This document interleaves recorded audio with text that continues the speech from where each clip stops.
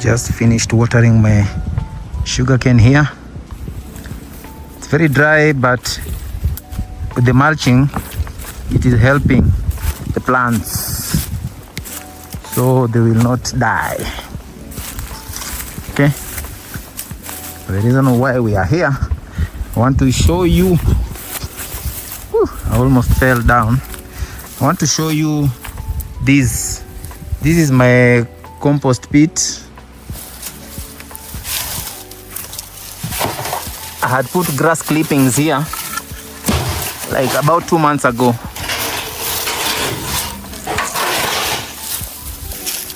Just grass clippings and a little compost, and you can see the result. Soil, black soil. This is very rich soil conditioner for my plants. So I'll just go adding onto my banana plants and the sugarcane down there. Just ensure I cover it because of the scorching sun. It gets very dry here. From this pit, a few months ago, I harvested quite good compost. So these are, it's about 5 by 5 square feet wide. And then going down, it is about 2 feet.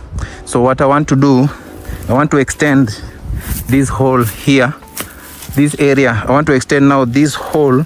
I extend all the way to the end, which is about maybe 20-25 feet by 5 feet, where I want to do hugelkultur. I will explain what hugelkultur is, but in a separate video. These are my vegetables for my kitchen garden. Still doing well. I had put a liner, polythene liner underneath, and then here I have my banana nursery. There are some plants my neighbor donated, so I put them here temporarily as a staging area to take to our Naromoru farm, which I'll feature when we are moving them to that farm. But the reason why we are here, I want to show you. You see these banana plants. When I was harvesting these seedlings, part of this material came from the banana shoots and some bananas which we harvested recently. So it is part of the material I'm going to use for the hugelkultur. I will explain that in a separate video, what hugelkultur and the benefits. But now part of the materials for the hugelkultur are there. This is a staging area for my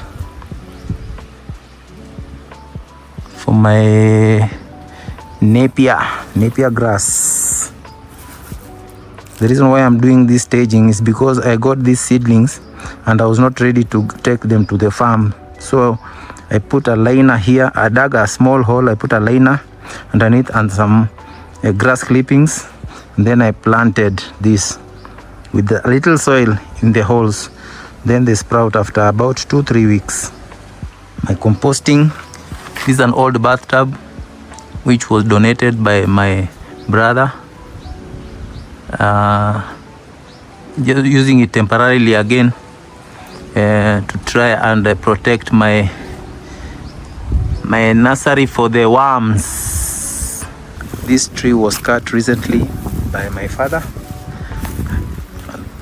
It was put here for me to harvest this organic material, and then probably the thick branches will be used for firewood. I don't promote cutting trees, but when a tree is probably growing where it is not required, like near a house, or maybe something wants to be built there, the tree has to go down.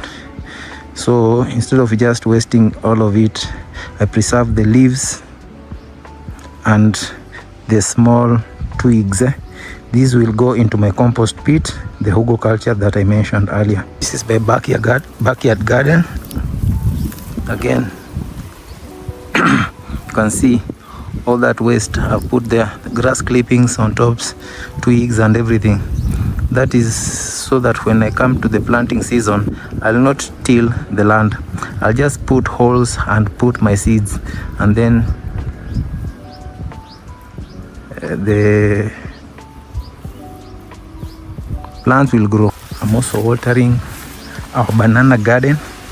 Remember I mentioned this banana garden has over 300 plants, but the holes are about 72 holes, 6 lines, 12 rows, 12 by 6, that is 72. The reason why I'm saying about 70 is because at the beginning here we do not have those banana plants, so that now brings the holes down to less, those 2 or 3 plants. Today I was lucky. I managed to fill this tank. Yeah, you can see I had filled this tank a few minutes ago. The reason why it's going down is because we have drip irrigation going on. This is the drip irrigation for banana. You can see the banana plants are happy. You have to keep on inspecting the holes, because when we are doing the installation for this drip irrigation, the budget was a bit constrained, so we did not buy the filter. So sometimes it gets clogged. Also we have to inspect around, like for example this one, I don't see it chucking water, so I have to try and unwind it a bit. Now that's the problem with this. It's not coming.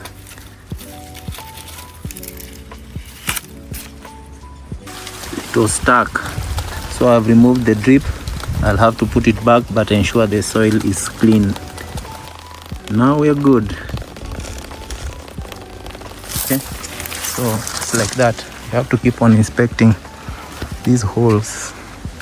If you don't inspect, some of the plants will not get water, and you might not know. You just keep on pumping. Like here, there's water dripping.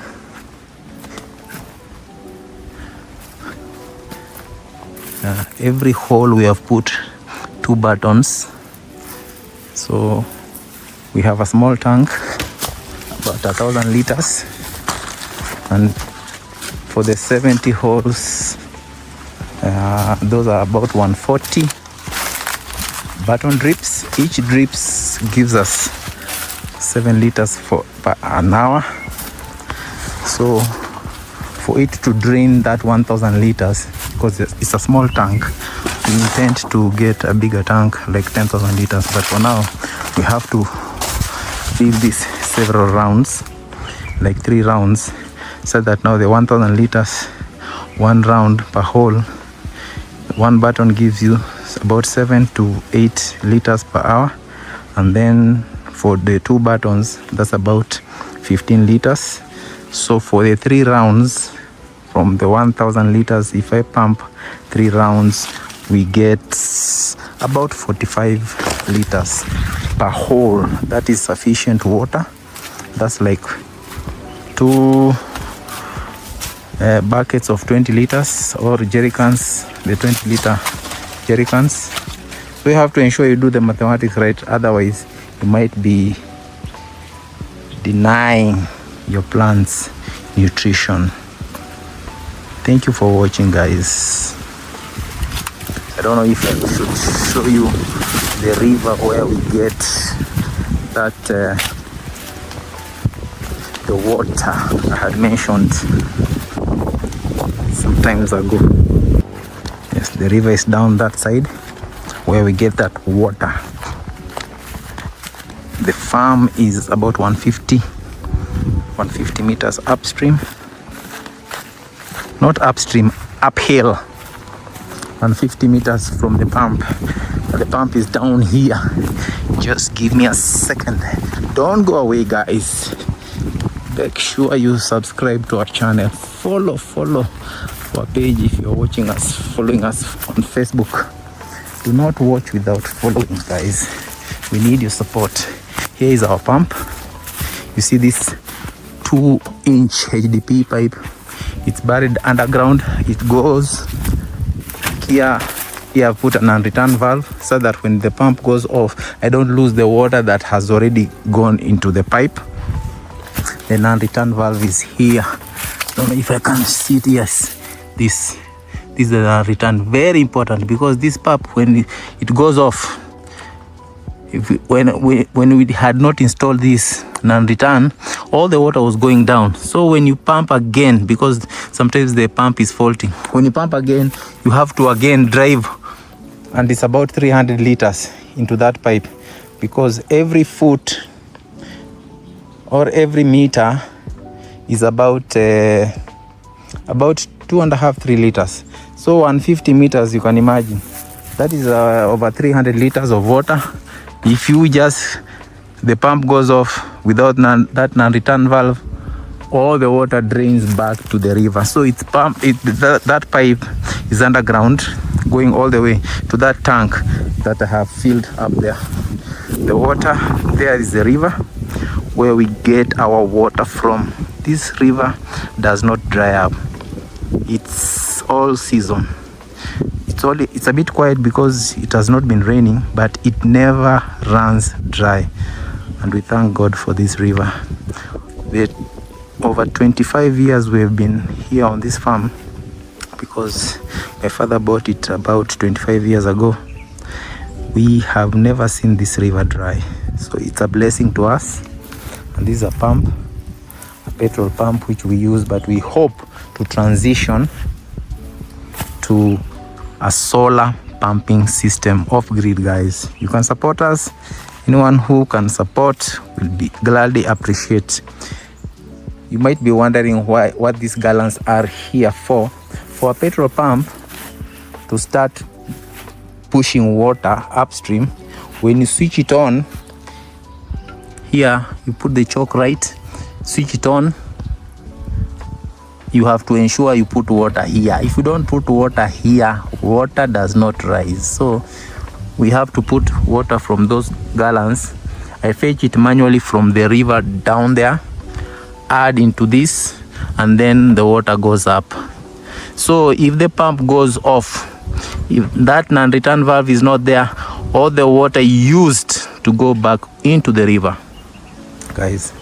So that is a short story about that irrigation system and the button drips. I felt that I have to share about those button drips, because the button drips are clogged, because sometimes they get clogged because of us not installing a filter. And the filter, I did a budget, filter and the connectors and everything, it's about $100. We don't have that money right now, so I have to keep on inspecting and unclogging manually. So that is it for today, guys. Make sure you follow, subscribe to our channel. Thank you for watching. Bye bye.